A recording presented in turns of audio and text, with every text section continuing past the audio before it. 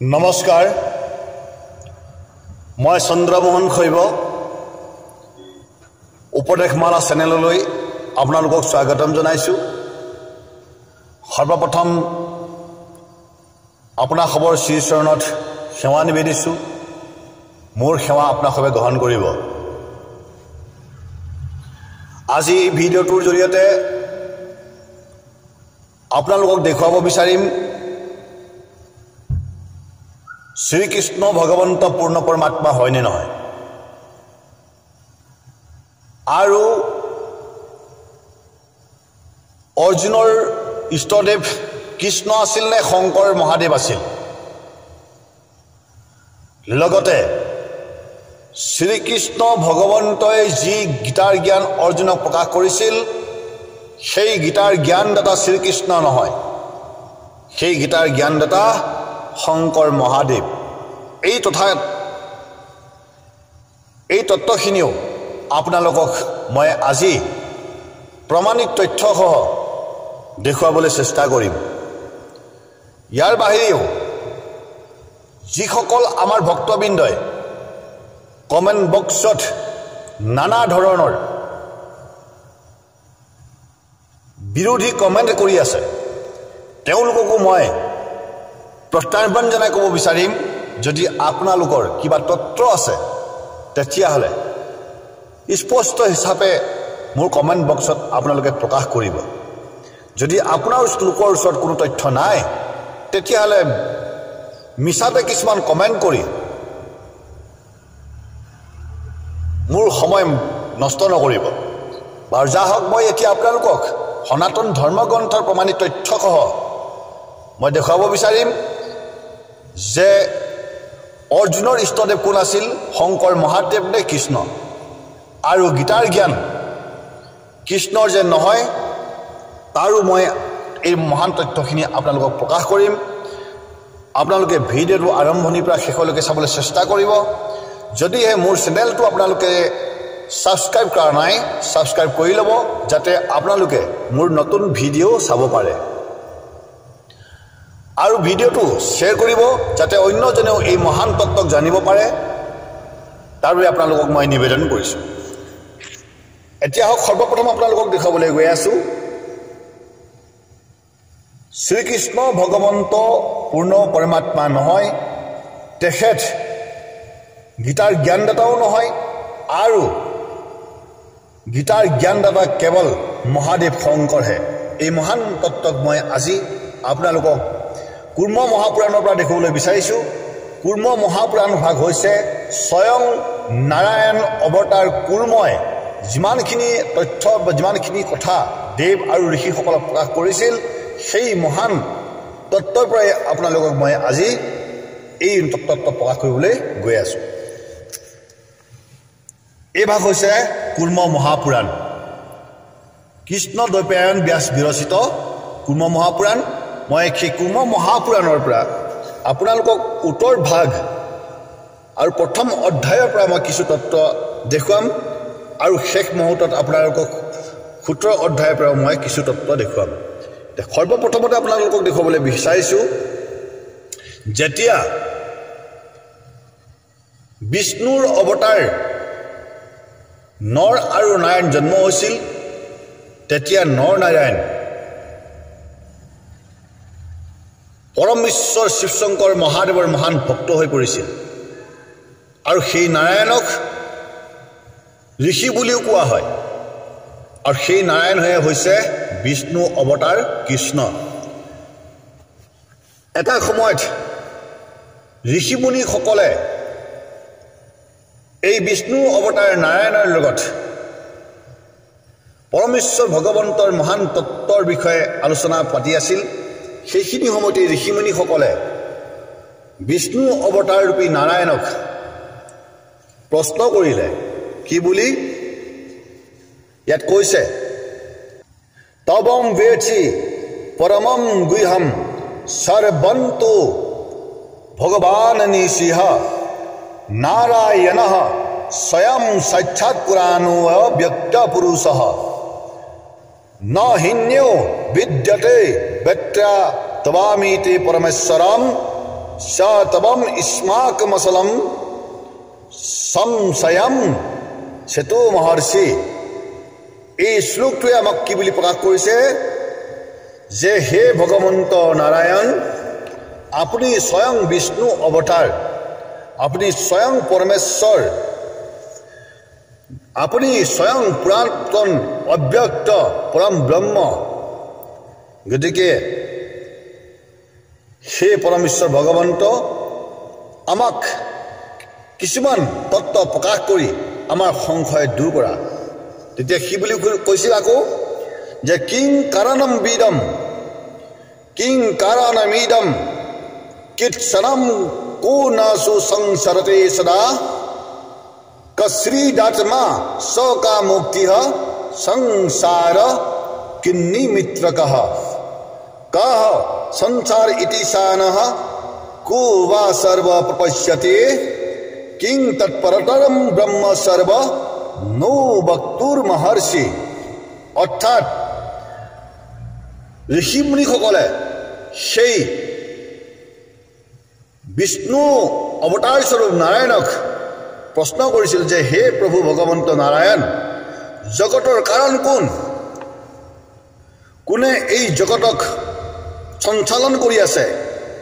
আৰু আত্মা কোন? মুক্তি কি? ইয়াৰ নিমিত্ত কি? সংসাৰৰ অধীশ্বৰ কোন? কোনে সমস্তজনক পৰিচালিত কৰি আছে? আৰু ব্ৰহ্ম কি? এই বিষয়ে সেই প্ৰভু ভগৱন্ত নাৰায়ণ আমাক প্ৰকাশ কৰি আমাৰ সংশয় দূৰ কৰক, এই বুলি ঋষিমুনিসকলে সেই পৰম ভগৱন্ত ৰূপী নাৰায়ণক ঋষিমুনিসকলে নিবেদন কৰিছে। এনেদৰে প্ৰশ্ন কৰি থকাৰ সময়তেই তেতিয়া স্বয়ং ভগৱন্ত নাৰায়ণে মহাদেৱ শংকক কি কৰিলে? ধ্যান কৰিলে। ধ্যান কৰাৰ লগে লগে মহাদেৱ শংকৰ কি হ'ল? সেই নাৰায়ণ আৰু ঋষিমুনিসকল য'ত উপস্থিত আছিল সেই স্থানত মহাদেৱ শংকৰ আহি উপস্থিত হ'ল। ইয়াত কৈছে তদনন্তৰে মহাদেৱ সশংকাঙ্কিতেশ্বৰঃ প্ৰসাদাভিমোহো ৰুদ্ৰ প্ৰাদুৰাসিন্ম মহেশ্বৰ। অৰ্থাৎ সেই স্থানত মহাদেৱ শংকৰ আহি উপস্থিত হ'ল। যেতিয়া মহাদেৱ শংকৰ আহি উপস্থিত হ'ল তেতিয়া স্বয়ং সেই বিষ্ণু স্বৰূপ ভগৱন্ত নাৰায়ণে মহাদেৱক অনুৰোধ কৰি পেলাই কি কৈছে শুনিব। যদি প্ৰসন্ন ভগৱান মুনি নাম ভাবি তাত মন নাম সন্নিধ মম তজ্ঞানম দিব্যম বক্তুমি হাৰহসি তবম হি বেদসি সমাত্মানম ন হিন্যো বিদ্যতে শিৱ वद तत्मात्मनात्मानं मुनिन्देभ्यः प्रदर्शय। नारायण भगवन्तই মহাদেৱক নিবেদন কৰি কৈছে যে হে প্ৰভু ভগৱন্ত মহাদেৱ, হে ভগৱন্ত শিৱ, যদি আপুনি এই মুনিসকলৰ বা আমাৰ ওপৰত যদি আপুনি সন্তুষ্ট হৈছে, প্ৰসন্ন যদি হৈছে, তেন্তে আপুনি এই মহান তত্ত্বজ্ঞানখিনি তেখেতলোকক প্ৰকাশ কৰক। হে পৰমেশ্বৰ মহাদেৱ শিৱ, আপুনি কি স্বৰূপে থাকে? আপুনি কেনেকৈ থাকে? আপুনি কোন? আপোনাৰ নিজৰ তত্ত্বৰ জ্ঞান আপুনি নিজেহে জানে। গতিকে আপুনি কি স্বৰূপত এই বিশ্ব ব্ৰহ্মাণ্ডত সৃষ্টি হৈ থাকে, স্থিতি হৈ থাকে, সেই সমস্তখিনি মহান তত্ত্বজ্ঞান এই মুনিসকলক কৃপা কৰি আপুনি নিজেই প্ৰকাশ কৰক বুলি কি কৈছে? নাৰায়ণে মহাদেৱ শংকৰক নিবেদন কৰি গৈছে। নাৰায়ণে নিবেদন কৰাৰ পিছত মহাদেৱ শংকৰে সেই নাৰায়ণ আৰু ঋষিমুনিসকলক সমস্ত গীতাৰ জ্ঞান প্ৰদান কৰিছিল, ব্ৰহ্মজ্ঞান প্ৰদান কৰিছিল। সেই ব্ৰহ্মজ্ঞান, সেই গীতাৰ জ্ঞান যিখিনি প্ৰকাশ কৰিছিল, সেই জ্ঞানখিনিকেই ঈশ্বৰ জ্ঞান বা ঈশ্বৰ গীতা বুলি প্ৰকাশ কৰা হয়। আৰু সেই গীতাৰ জ্ঞান সেই পৰমেশ্বৰ ভগৱন্ত যি নিজেই পৰমাত্মা ৰূপে বা আত্মাৰূপে কেনেকৈ স্থিতি হৈ থাকে, সমস্ত ব্ৰহ্মজ্ঞানখিনি স্বয়ং মহাদেৱে বিষ্ণু স্বৰূপ নাৰায়ণক প্ৰদান কৰিছিল এইটো সত্য হিচাপে আমাক কুৰ্ম পুৰাণে প্ৰদান কৰিছে আৰু সেই জ্ঞানখিনিকে পুনৰ কি কৰিছিল নাৰায়ণে কৃষ্ণ অৱতাৰত অৰ্জুনক প্ৰদান কৰিছিল বুলি আমাক আমাৰ সনাতন ধৰ্ম গ্ৰন্থ মহাপুৰাণে প্ৰমাণ দিছে ইয়াত কৈছে আপোনালোকে চাব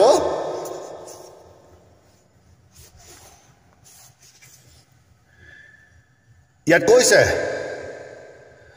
ঋষয়স্তে অপি দেবেশম নমস্কৃত্য মহেশ্বৰম নাৰায়ণস্য ভূতাদিম স্বানি স্নানি লেভিৰে সনত কুমাৰো ভগৱান সম্বত্ৰাই মহামুনিঃ দত্ৰবাণেশ্বৰম জ্ঞানম সু অপি সত্য বতমায়ায়ো অৰ্থাৎ যেতিয়া স্বয়ং মহাদেৱ শংকৰে নাৰায়ণ আৰু ঋষিমুনিসকলক গীতাৰ জ্ঞান প্ৰদান কৰিছিল প্ৰদান কৰাৰ পিছত যেতিয়া সম্পূৰ্ণ হয় তেতিয়া মহাদেৱ নিজৰ স্থানলৈ কি কৰিছিল গতি কৰিছিল আৰু নাৰায়ণো নিজৰ স্থানলৈ গতি কৰিলে এনেদৰে ঋষিমুনিও নিজৰ নিজৰ স্থানলৈ গুচি গ'ল তাৰপিছত সেই গীতাৰ জ্ঞান কোনে কোনে পাইছিল সনত কুমাৰে দিলে কাক সংবৰ্ত ঋষিক আৰু সংবৰ্ত ঋষিক দিলে কাক সত্যব্ৰত বুলি ইয়াত প্ৰকাশ কৰিছে তাৰপিছত আকৌ ইয়াত কৈছে সনন্দনো অপি যোগীন্দ্ৰ পুলহাই মহৰ্ষয়ে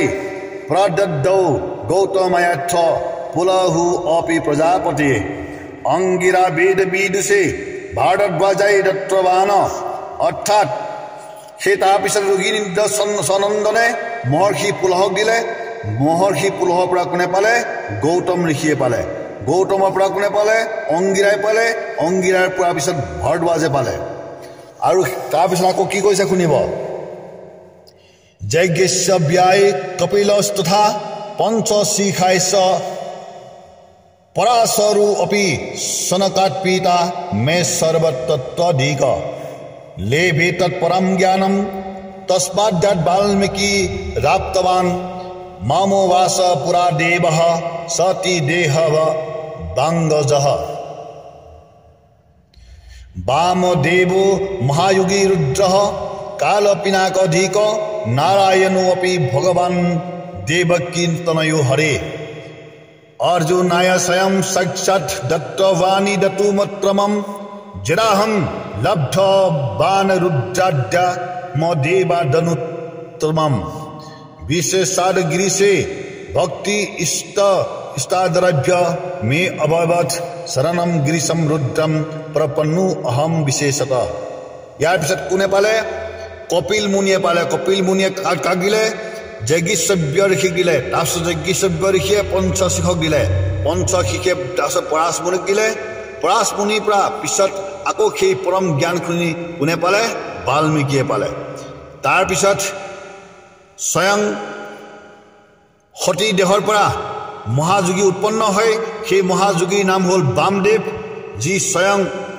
বামদেৱৰ পৰা কোনে পাইছিল ব্যাসে পাইছিল সেই বামদেৱ মহাযোগী স্বয়ং ৰুদ্ৰই ধাৰণ কৰিছিল আৰু সেই ৰুদ্ৰই কি কৰিছিল সেই নাৰায়ণ ভগৱান আৰু ঋষিমুনিসকলক প্ৰদান কৰিছিল আৰু সেই নাৰায়ণে কি কৰিলে সেই স্বয়ং অৰ্জুনক প্ৰদান কৰিলে বুলি আমাক প্ৰকাশ কৰিছে ইয়াত সুন্দৰ হিচাপে শ্লোকত কৈছে যে অৰ্জুনায় স্বয়ং সাক্ষাৎ দত্তবাণী মূত্ৰমম যদাহং লব্ধ বান ৰুদ্ৰাদ্যাম বামদেৱ ধনুত্তমম অৰ্থাৎ যি পৰমেশ্বৰ মহাদেৱে যি গীতাৰ জ্ঞান পূৰ্বত নাৰায়ণক প্ৰদান কৰিছিল সেই গীতাৰ জ্ঞানকেই নাৰায়ণে আনি পুনৰ অৰ্জুনক প্ৰদান কৰিছিল অৰ্থাৎ গীতাৰ জ্ঞানদাতা কোন মহাদেৱ শংকৰ গীতাৰ জ্ঞানদাতা কৃষ্ণ নহয় বুলি আমাক স্পষ্ট হিচাপে সনাতন ধৰ্ম গ্ৰন্থই প্ৰমাণ কৰিছে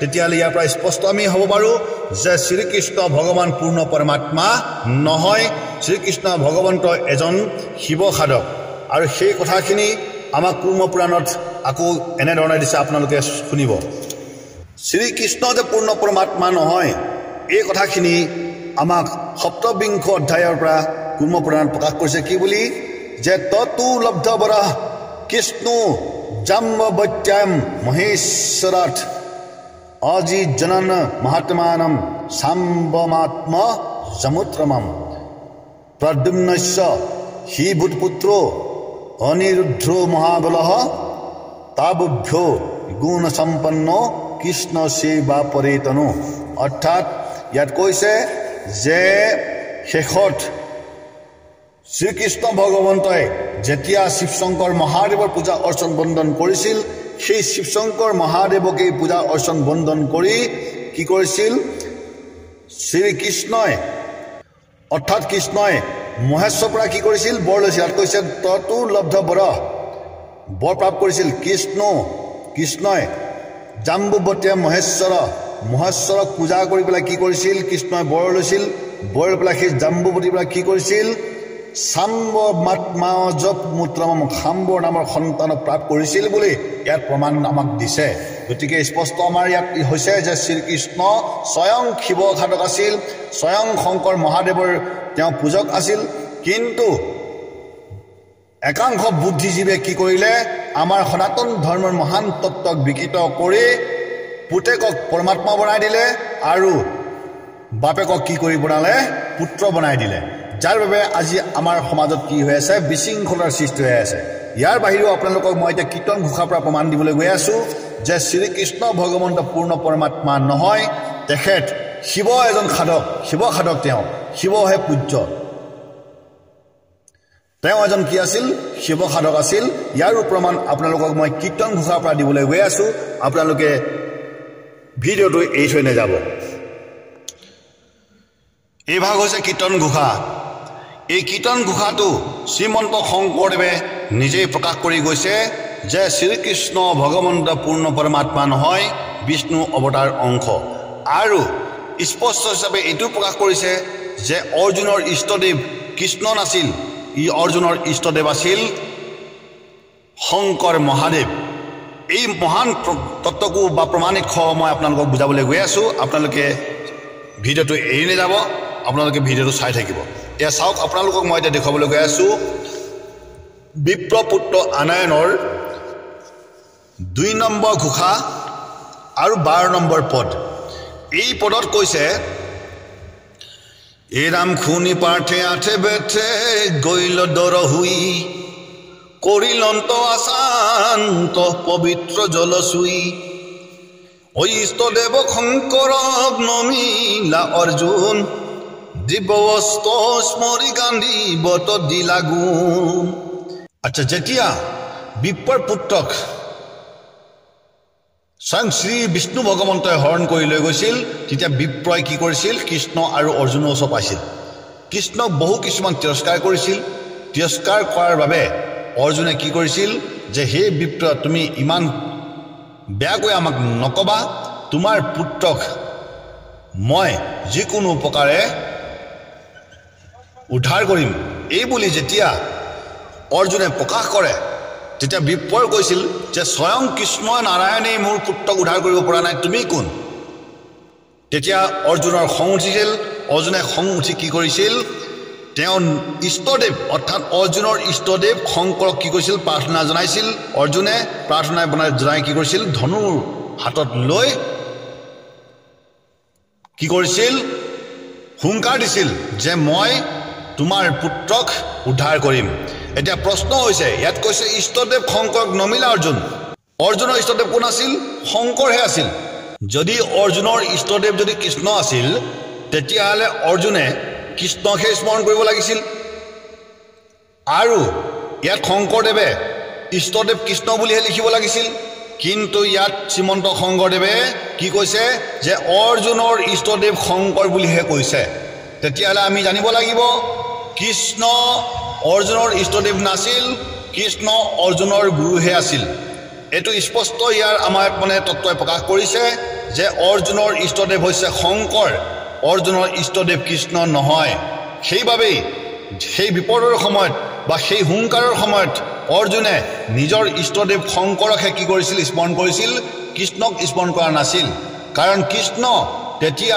লগতে আছিল অৰ্জুনৰ লগতে কৃষ্ণ উপস্থিত আছিল কিন্তু কৃষ্ণক অৰ্জুনে প্ৰণাম কৰি গান্ধীক ধৰা নাছিলে অৰ্জুনে কেৱল ইষ্টদেৱ বুলি শংকৰকহে কি কৰিছিল প্ৰাৰ্থনা কৰিছিল তেতিয়াহ'লে স্পষ্ট আমি জানিব লাগিব কৃষ্ণ পূৰ্ণ পৰমাত্মা নহয়, শংকৰ মহাদেৱে পূৰ্ণ পৰমাত্মা। এই কথাখিনি স্বয়ং কীৰ্তন ঘোষাত শ্ৰীমন্ত শংকৰদেৱে প্ৰকাশ কৰি গৈছে। ইয়াতো যদি কোনোবাৰ লোকে মানিব নিবিচাৰে, ইয়াতো যদি কাৰোবাৰ কিবা সংশয় আছে, তেতিয়াহ'লে ইয়াতকৈ আৰু আপোনালোকৰ সংশয় কোনো দূৰ কৰিব নোৱাৰে। এইটো স্পষ্ট কথা আপোনালোকক মই প্ৰকাশ কৰিলোঁ। তাৰোপৰি আপোনাক আগতেও দেখুৱাইছোঁ যে এই কীৰ্তন ঘোষাতে আকৌ সেই 4 নম্বৰ ঘোষাত বিপ্ৰপুত্ৰ আনায়নত স্বয়ং বিষ্ণু ভগৱন্তই সেই নৰনাৰায়ণৰূপী কৃষ্ণ আৰু অৰ্জুনক কি বুলি কৈছিল যে দেখিয়া পাছে 2 কুচক্ৰ পানী, হাঁহিয়া হেন বুলিলন্ত বাণী। বিষ্ণুৱে কৈছে কাক? কৃষ্ণ আৰু অৰ্জুনক কৈছে। কি বুলি কৈছে? তোমৰা নৰ নাৰায়ণ 2 ভৈলা অৱতাৰ মনুষ্য হুই, ধৰ্মক দ্বিজগ ৰাখিবে লাগি, ব্ৰহ্মাদেৱে আহি নীলন্ত মাগি। অৰ্থাৎ কৃষ্ণ আৰু অৰ্জুন নৰ আৰু নাৰায়ণ, অৰ্থাৎ নৰ আৰু নাৰায়ণ দুজন ককাই ভাই। এই নৰ নাৰায়ণ কাৰ পুত্ৰ আছিল? ধৰ্ম আৰু মূৰ্তিৰ পুত্ৰ আছিল। ধৰ্ম আৰু মূৰ্তিৰ যজুৱা সন্তান হ'ল নৰ নাৰায়ণ। সেই নৰ নাৰায়ণ আৰু এই নাৰায়ণে হৈছে কৃষ্ণ অৱতাৰ ধাৰণ কৰিছিল। এই নাৰায়ণ সৃষ্টিকৰ নাৰায়ণ নহয়, নাৰায়ণ ইয়াত দুজন আছে। সৃষ্টিকৰ নাৰায়ণ বেলেগ আৰু এই ধৰ্ম আৰু মূৰ্তিৰ সন্তান নৰ নাৰায়ণো বেলেগ। গতিকে এই নৰ ককাইক নাৰায়ণৰহে অৱতাৰ হ'ল কৃষ্ণ। কিন্তু এই মহান তত্ত্বক আমাৰ মানৱ সমাজে আজিও বুজি নাপায়। আজি সাধাৰণ মনুষ্য কি কৰিলে? বিভ্ৰান্তি সৃষ্টি কৰি বিপথে পৰিচালিত কৰিলে আৰু ধৰ্ম শাস্ত্ৰসমূহক বিকৃত কৰি ভুল তত্ত্ব প্ৰকাশ কৰি আজি সমাজক অন্ধকাৰ পথলৈ ঠেলি দিলে। গতিকে আমি স্পষ্ট হিচাপে আমি জানিব লাগিব যে আজি সেই অন্ধকাৰ পথৰ পৰা যদি আমি মুক্তি পাবলৈ ইচ্ছা আছে, তেতিয়াহ'লে শংকৰ মহাদেৱৰ চৰণতহে আপুনি শৰণ ল'ব লাগিব। কিয়নো ইয়াৰ আগতো আপোনালোকক মই কৈ দিয়া হৈছে যে অৰ্জুনৰো ইষ্টদেৱ কোন আছিল? মহাদেৱে আছিল, শংকৰ মহাদেৱে আছিল। ইয়াত স্পষ্ট কৈছে যে ইষ্টদেৱ শংকৰক নমিলা অৰ্জুন, দিব্য অস্ত্ৰ স্মৰি গাদিবত দিলা গুণ। ইয়াত স্পষ্ট প্ৰমাণ হৈছে যে অৰ্জুনৰ ইষ্টদেৱ শংকৰহে, কৃষ্ণ নহয়। গতিকে ইয়াকেই আপোনালোকৰ মাজত প্ৰকাশ কৰি মই আপোনালোকলৈ এই ভিডিঅ'টো আগবঢ়াইছোঁ। আৰু এটা তত্ত্ব আপোনালোকক ক'বলৈ বিচাৰিছোঁ যে মহাভাৰততো স্বয়ং শ্ৰীকৃষ্ণ ভগৱন্তই অৰ্জুনক কি বুলি কৈছিল যে ৰুদ্ৰ নাৰায়ণস্যব্য ছত্ৰমেকম দ্বিধাখিতম লোকেশ্বৰতি কন্তেয় ব্যক্তিস্তম সৰ্বকৰ্মসু নাহি মে কেঞ্চিত দেৱৰ পাণ্ডৱ নন্দন ইতি সংচিন্ত মনসা পুৰাণম ৰুদ্ৰমীশ্বৰম পুত্ৰাৰ্থ মাৰাধিতবানঃ মাত্মাত্মনা। যে হে অৰ্জুন, ৰুদ্ৰই হৈছে নাৰায়ণ আৰু নাৰায়ণে হৈছে ৰুদ্ৰ। ৰুদ্ৰক ভজিলেই সৰ্বকাৰ্য সিদ্ধি হয়। আৰু মই পুত্ৰ প্ৰাপ্তিৰ কাৰণে সেই পুৰাণ পুৰুষ আত্মাস্বৰূপ মই ৰুদ্ৰকে কি কৰিছিলোঁ? ভজনা কৰিছিলোঁ। গতিকে তুমিও সেই অৰ্জুন সেই শিৱকে প্ৰাৰ্থনা কৰা। আমি সেই মহাভাৰতৰ অনুশাসন পৰ্বতত থকা সেই মহান শ্লোকটোৰ পৰা অনুভৱ আমি কৰিব পাৰোঁ যে কৃষ্ণ এজন শিৱ সাধকে আছিল। কিন্তু আমাৰ একাংশ বুদ্ধিজীৱে কি কৰিলে? কৃষ্ণক পৰমাত্মা বনাই দিলে আৰু মহাদেৱক ভক্ত বনাই দিলে। এয়াই হৈছে ধৰ্ম ৰাজনীতি। গতিকে এই ধৰ্ম ৰাজনীতিৰ পৰা আপোনালোকে যদি মুক্তি পাব ইচ্ছা কৰে, তেতিয়াহ'লে তত্ত্বদৰ্শী গুৰুৰ ওচৰত আহিহে আপোনালোকে শৰণ ল'ব লাগিব, অন্যথা আপোনালোকৰ কোনো ৰাস্তা নাই। পদ্ম পুৰাণত কৈছে যে ধ্যায় ন কিঞ্চিত গোবিন্দ ন নমস্য কৃষ্ণ নুপাস্য কংস ন হৰে ন জপিস্য কৃষ্ণ কিঞ্চন। পদ্ম পুৰাণত স্বয়ং মহাদেৱে ৰামক কৈছিল সুন্দৰ হিচাপে যে মই কাকো ধ্যান নকৰোঁ, মোৰ কোনো নমস্য নহয়, মই কাৰো উপাসনা নকৰোঁ, মই কাৰো জপ নকৰোঁ। কিন্তু সেই মহাদেৱক একাংশই কি কৰিলে? ৰামৰ ভক্ত বনাই দিলে। গতিকে এনেধৰণৰ শাস্ত্ৰক বিকৃত কৰি আমাৰ বুদ্ধিজীৱীসকলে নিজৰ আধিপত্য স্থাপন কৰি আহিছে। গতিকে সাধাৰণ আমাৰ মানৱ জাতিয়ে এই মহান ৰহস্যবিলাকক জানি লৈ ক্ষুদ্ৰ ভক্তিলৈ আপোনালোকে আগবাঢ়িব লাগে। আপোনালোকৰ মূল ধৰ্ম হৈছে শৈৱ সনাতন ধৰ্ম। শৈৱ সনাতন ধৰ্মহে আপোনাৰ প্ৰকৃত ধৰ্ম। শৈৱ সনাতন ধৰ্মই হৈছে প্ৰাচীনতম ধৰ্ম, মাতৃগৰ্ভ ধৰ্ম, পিতৃ ধৰ্ম। গতিকে এই ধৰ্মৰ পৰা আপোনালোকে বিচলিত হ'বলৈ চেষ্টা নকৰিব। ইয়াকেই আপোনালোকৰ চৰণত নিবেদন কৰি মই আজি এই ভিডিঅ'টো আপোনালোকৰ চৰণত অৰ্পণ কৰিছোঁ। যদিহে আপোনালোকৰ ভাল লাগিছে ভিডিঅ'টো শ্বেয়াৰ কৰিব, আৰু যদি বেয়া লাগিছে আপোনালোকে ভিডিঅ'টো এৰি দিব। কোনো অসুবিধা নাই ইয়াকে আপোনালোকক নিবেদন কৰি আপোনালোকৰ পৰা পুনৰ লগ পোৱাৰ আশাৰে মই বিৰতি মাগিছোঁ ওম নমঃ শিৱায় ওম তৎসৎ